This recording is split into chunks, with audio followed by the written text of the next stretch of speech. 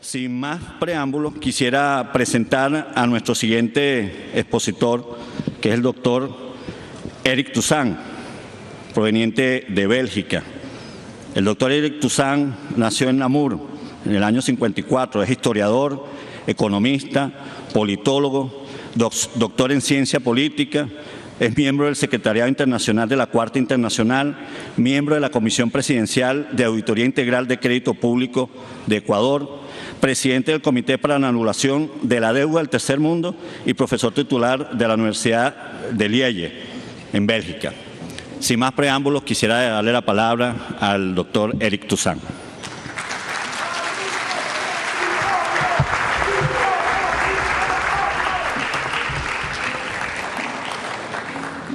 Muy buenas tardes, estoy muy contento de estar con ustedes. Gracias a los organizadores por haber invitado.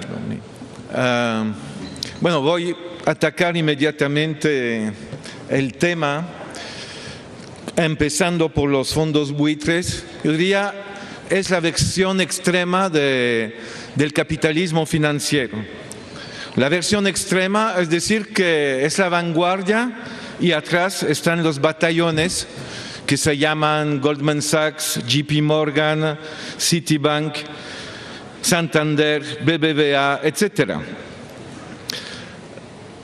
La sentencia del juez Griesa intenta hacer retroceder América Latina a la situación de final del siglo XIX y de la primera parte del siglo XX.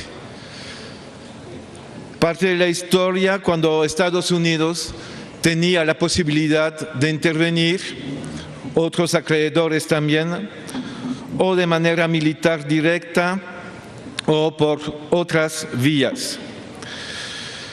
Entonces es un desafío muy importante.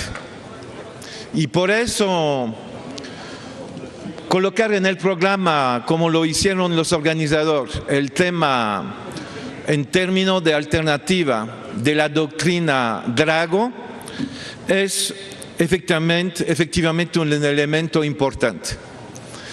¿De qué se trata con la doctrina Drago? Ya el ministro, el canciller, subrayó el aporte de Drago en el conflicto Venezuela con los acreedores en 1902.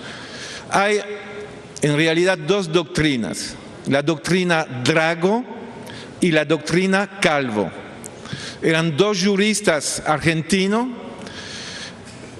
Calvo, el primer que emitió la doctrina, dijo que los países de América Latina tenían que arreglar los litigios con extranjeros vía su jurisdicción nacional y no podían delegar a la justicia de Estados Unidos o de otro país dictar una sentencia sobre un litigio.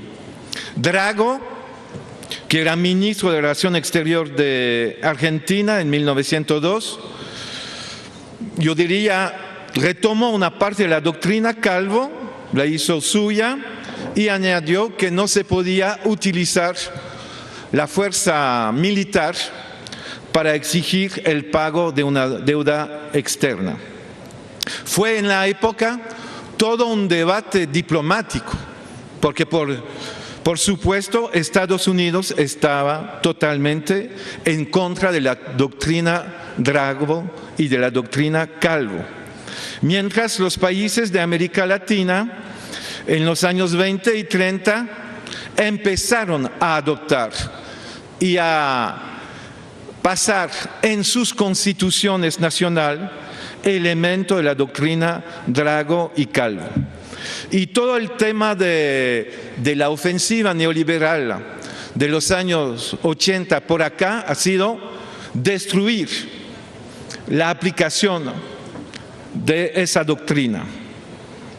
Y hace que, por ejemplo, en la Constitución argentina está todavía claramente presente la doctrina Calvo y Drago, pero en la práctica a partir de la dictadura militar del 1976, Argentina renuncia en los contratos de emisión de bonos de deuda a su soberanía y a su inmunidad y delega a la justicia de Estados Unidos la posibilidad de dictar sentencia.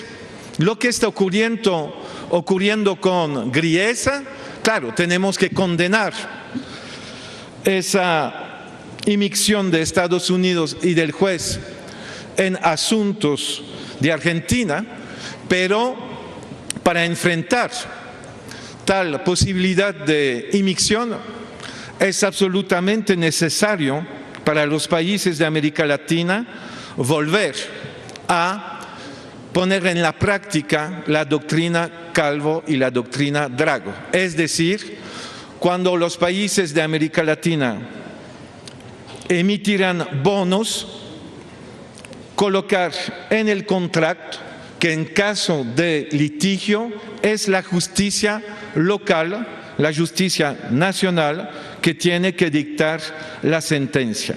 Es fundamental. Sería un primer paso para enfrentar la situación actual e evitar una extensión de la ofensiva tipo Griesa contra otros países de América Latina.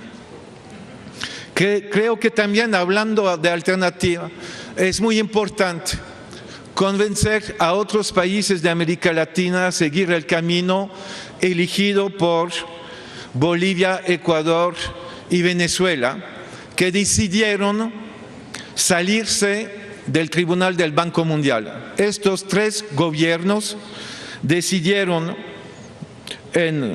empezó Bolivia con esa decisión en 2008, renunciar a su participación como parte del Tribunal del Banco Mundial sobre litigios en materias de inversiones. Y sería muy bueno para América Latina que un país como Argentina tomara esa misma decisión. Brasil ya ha tomado esa decisión desde antes. Brasil no reconoce la competencia del CIADI. Quizás Brasil es de los países de América Latina por tradición, por ser una superpotencia regional, la que afirma más su soberanía y firma pocos tratados delegando su soberanía a otras jurisdicciones. Pero más allá de esto, como lo subrayó Luis Bilbao, los fondos buitres nos obligan a volver sobre el tema de la deuda externa. Una deuda externa que en gran parte es una deuda ilegítima. Una parte de la deuda contratada que paga hoy Argentina es una herencia de la deuda contratada por la Junta Militar entre 76 y 82. Es una herencia de la deuda contratada por Carlos Menem en los años 90, cuando implementó una política neoliberal brutal. Es una herencia del mega canje organizado por Domingo Cavallo en el año 2001, cuando era ministro del gobierno de la Rúa, que cayó bajo la presión de la calle, de la Rúa, en diciembre de 2001, que hizo que el presidente Rodríguez Sá, presidente durante una semana, la última semana de diciembre de 2001, decidió suspender el pago de la deuda, y fue una suspensión unilateral de pago de la deuda. Dijo Rodríguez Sá, si me acuerdo bien, mientras no haya pleno empleo en el país, suspendo el pago de la deuda. Y se suspendió el pago de la deuda comercial por unos 90.000 millones de dólares del 2001 al 2005. Y gracias a esto, Argentina logró recuperar al nivel económico. y aprovecharse del aumento de los precios de sus exportaciones a partir del 2003 para invertir en el desarrollo económico y tener una verdadera recuperación. Hubo entonces la reestructuración de deuda en el 2005, a través de la cual Argentina hizo un canje de deuda, logró una quita importante de deuda, pero al mismo tiempo aceptó reconducir la delegación de jurisdicción y la renuncia a la soberanía y a la inmunidad en los nuevos contratos. Y luego en 2010 reabrió el canje de deuda.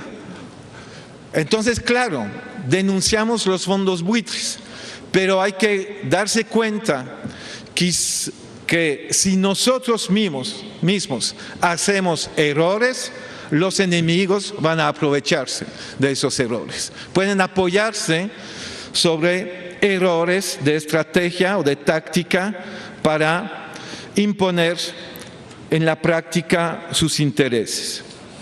Entonces quiero volver a través del tema de la deuda, que se va a convertir nuevamente en un poderoso instrumento para tratar de subordinar a los pueblos de América Latina, que va a ser un instrumento en los años que vienen para tratar de obligar a América Latina a volver a políticas neoliberales, como se está haciendo en Europa. En Europa, de donde vengo, hoy en día Europa es el epicentro de la ofensiva del capital contra el trabajo, de los acreedores contra los deudores. Pero creo que no es descartable una nueva crisis de la deuda en los años que vienen, que puede afectar a América Latina por dos razones.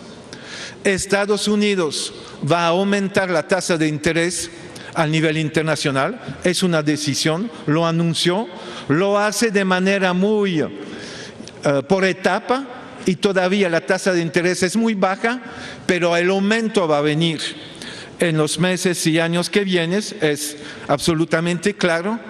Y el otro tema es la reducción de los precios de las materias primas. Eso también es una posibilidad para el futuro.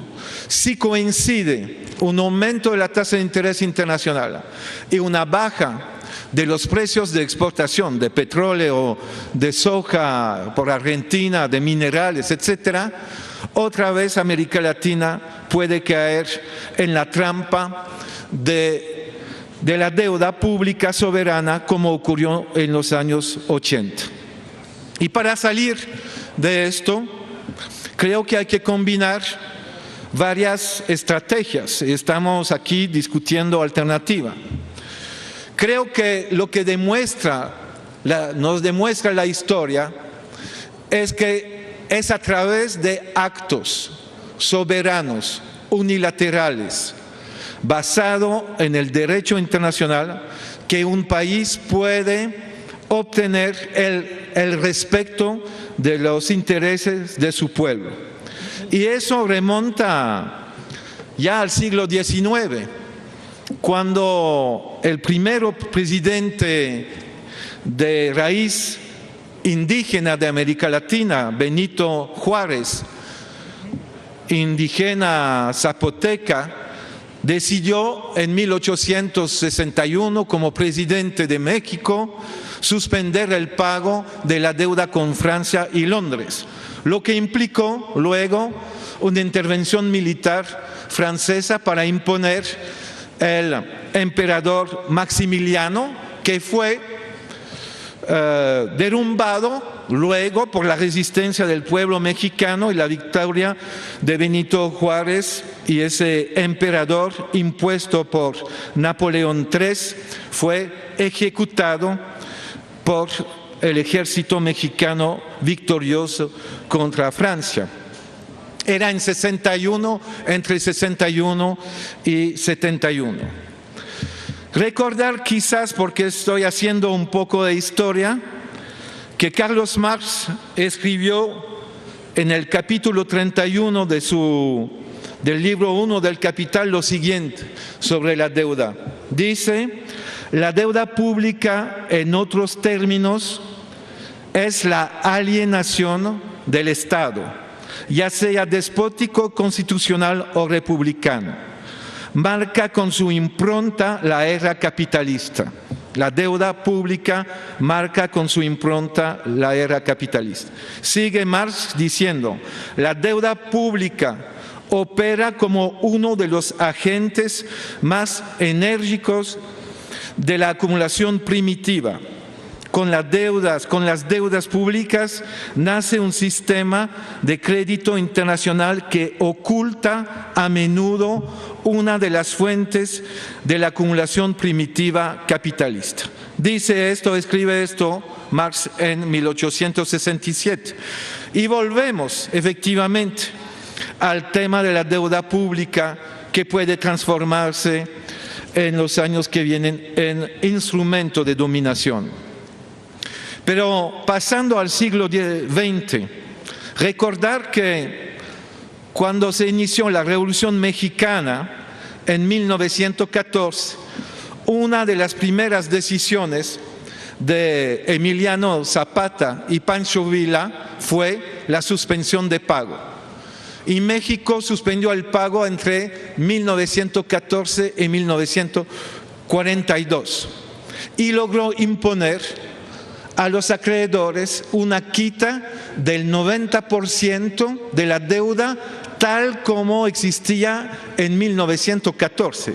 Es decir, ningún interés agregado, a una victoria total que demuestra la importancia de acto soberano unilateral frente a los acreedores. En los años 1930, 14 países de América Latina suspendieron los pagos de deuda externa. Cuba en 1933, Brasil con Getúlio Vargas en 1933. Getúlio Vargas, el presidente brasileño, organizó una auditoría de la deuda y logró una quita de deuda a través de una reestructuración en 1943, una quita de 60%. Y si ustedes hacen una comparación entre el crecimiento económico de los países que suspendieron el pago de la deuda en los 30 y los que siguieron pagando la deuda, son los que suspendieron el pago, que a pesar de represalias lograron tener un crecimiento más alto que los demás países. Entonces ahora llego a los últimos años. Ya hablé de Argentina. Quiero hablar rápidamente del Ecuador. Yo hice parte de la Comisión Presidencial de Auditoría de la Deuda, creada por el presidente Rafael Correa en 2007. A 18 personas, 12 ecuatorianos, 6 internacionales, analizamos, del cual un argentino, Alejandro Olmos Jr., analizamos toda la deuda contratada por Ecuador entre 1976 y 2006.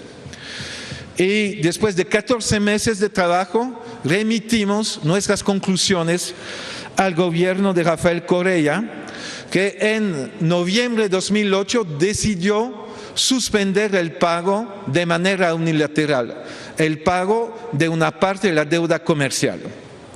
Tenía el dinero para pagar, pero dijo Rafael Correa, es una deuda ilegítima, no hay razón para pagar una deuda ilegítima. Y él logró imponer, basado sobre los resultados de la auditoría, a los acreedores una quita de 70% en junio 2009. Allí hay una diferencia entre Argentina de los años 2000 y Ecuador. Ecuador hizo una auditoría y Argentina no lo hizo. Y lo que hizo además Ecuador es una recompra de título, no un canje de título. Es decir, que Ecuador recompró a 30 centavos de dólares cada dólar de título de deuda externa. Y no existió más esos títulos, no hubo nuevos títulos, así que no hay posibilidad de enjuiciar a Ecuador en Estados Unidos porque los títulos no existen más. Y no hubo canje de títulos. Es también una lección que hay que sacar. Tercer ejemplo, yo decía, Europa se convirtió en el epicentro de la ofensiva brutal neoliberal capitalista en los últimos años. Grecia se convirtió en un país país de América Latina o de Asia de los años 80-90, es decir, sometido a los dictámenes del Fondo Monetario Internacional y de los acreedores. Hay una experiencia poco conocida, tanto en Europa como en el resto del mundo. Es la experiencia de Islandia. En 2008, Islandia conoció la bancarrota total de su sistema bancario, como lo había conocido Ecuador en 99. Y Islandia, con una movilización popular muy fuerte, decidió no pagar la deuda externa a Reino Unido y a Holanda. Reino Unido protestó de manera muy vigorosa contra la decisión de Islandia, la decisión unilateral de no pago, y el Reino Unido consideró a Islandia como una organización, un país terrorista, y congeló los haberes de Islandia en el Reino Unido, considerando a Islandia un país como en comparación o equivalente a una organización como Al-Qaeda. A pesar de esto, a través de una movilización popular y de 2 referendos, los ciudadanos de Islandia obligaron su gobierno a no pagar la deuda. Islandia, entre 2008 hasta la fecha de hoy, no paga la deuda reclamada por el Reino Unido y Holanda. Es un acto soberano unilateral que permite a Islandia tener un crecimiento económico mayor del resto de Europa.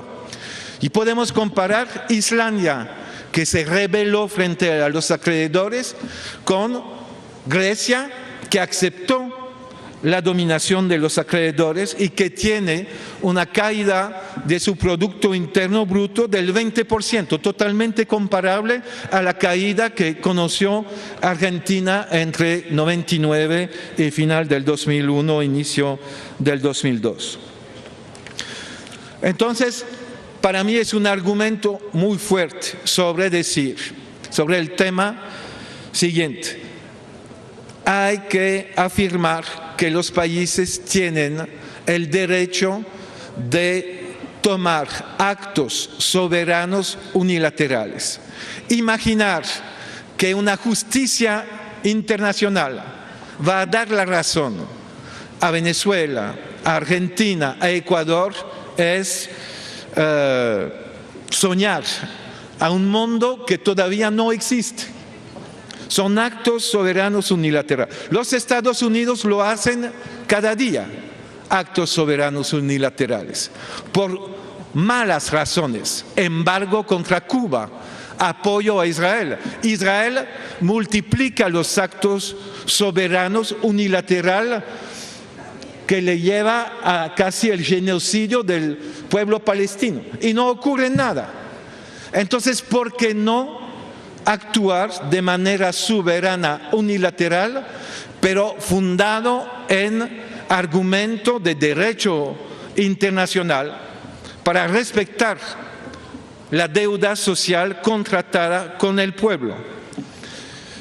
Y combinar esto con acelerar al nivel de América Latina la activación del Banco del Sur, instituir control de movimiento de capital en los países donde no existe, mantener o instituir el control cambiario, decretar el monopolio público sobre comercio exterior y también atacar a la banca privada para socializarla.